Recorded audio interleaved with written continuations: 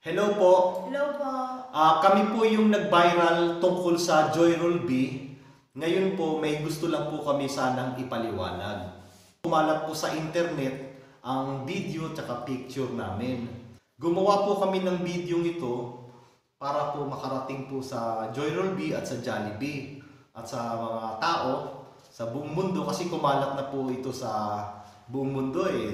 Yung tungkol po sa Joyrol B, gusto lang sana naming iparating na wala po kaming masamang plano o intensyon o na siraan ang Joyrol B. Biglaan po ang pangyayari.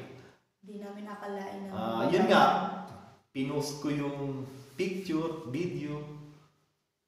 Yung mga tao, siguro nagtaka sila. So, senior nila hanggang sa kumalat ng kumalat. Ngayon po, humihingi po kami ng pasensya. Sorry sa Joyrol B kung may nagawa ba kaming mali sa Joyrol B. Yung tungkol naman po sa Jollibee, syempre, alam naman po natin na batang Jollibee po tayo. Kinalakihan po namin yun, natin. So, parang nagulat lang kami sa nakita namin na may Logo ng Jollibee. yeah, may Joyrol B pala sa China at hindi namin alam kung copy ba o totoo. So, pasensya po sa Joyrol B kung sorry kung mayroon ba kaming nagawang masama. Yung tungkol sa Jollibee naman, ewan ko po kung natuwa po kayo or nagalit din, pasensya na rin. Kung ikinatuwa niyo man, salamat po. So, ganito po yung nangyari. Nagmumotor po kami, naghahanap talaga kami ng makakain. Nakita niya, logo ng Jollibee. Sabi niya, "Uy, Jollibee." Ngayon, natuwa kami. "Uy, may Jollibee pala dito." Ngayon, lumapit kami. Paglapit namin, nakita namin, may Joyrol B. Yung spelling yung Joyrol B. Nagtaka kami. Siyempre, batang Jollibee tayo. So, nagulat kami. Nagpicture, nagvideo. Ngayon, hindi po namin intensyon na siraan ng Joyrol B sa nasabing copy lang to kasi siyempre kahit sino ang iisipin kesyo copy ganyan kasi nga parehas ng logo, magkaiba lang spelling ng Joyrol B pero parang katugma pa din, di ba? Tapos yung labas pula ganyan, yung style ba ng Jollibee. Tapos sa loob nakita namin parehas na parehas. So gumawa kami ng video para katuwaan lang. Ang pinagkaiba lang, walang spaghetti, tapos yung chicken nga buo, as in buo, di ba? Kumain kami, tapos masaya kami, feeling namin nasa Jollibee kami. Hanggang sa umuwi kami ng bahay, inedit ko agad para mai-post, kasi nga, medyo kakaiba.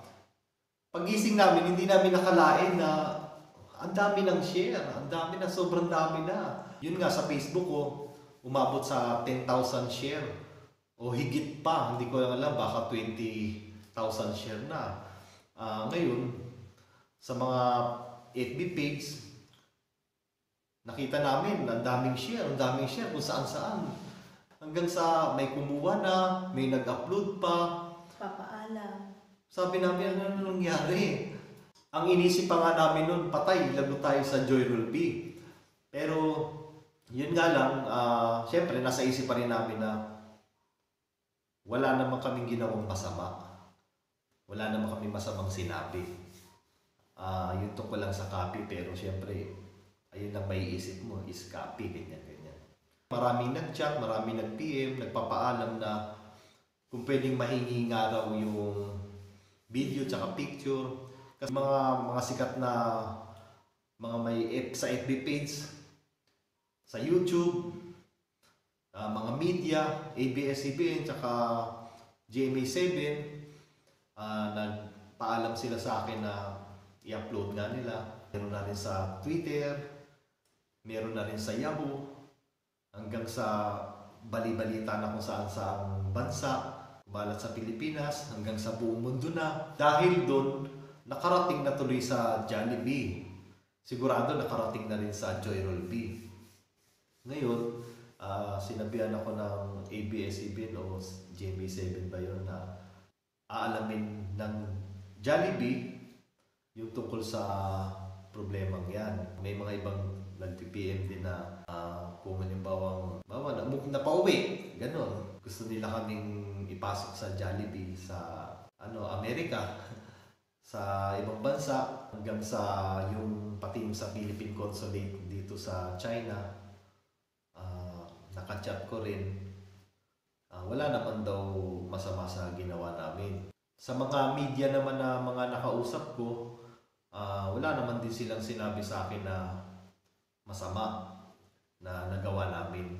Kasi kung sino-sino mga media na rin ang nag-PM sa akin eh. Sa mga tao naman, na mga nag-comment, mga nag-chat-chat sa akin, wala naman silang sinabing masama sa ginawa namin o bawal. Sasabi lang, mag-ingat pa rin. At paano? So sa tulong ng mga tao, nawala yung kaba namin. Hindi naman kami sa natatakot. Kaya lang talaga kami nagsalita ng ganito para humingi lang talaga ng pasensya. Jollibee, sana suportahan nyo kami kung ano man ang mangyari. Gaya ng sabi ng ibang tao, kahit paano, hindi namin nilaglag ang Jollibee. Talagang pinagmamalaki pa namin ang Jollibee. Wala kaming nagawa sa inyong masama. Sana tulungan nyo rin kami. Sa mga tao naman, sana ma-share nyo yung video to kasi malaking tulong sa amin.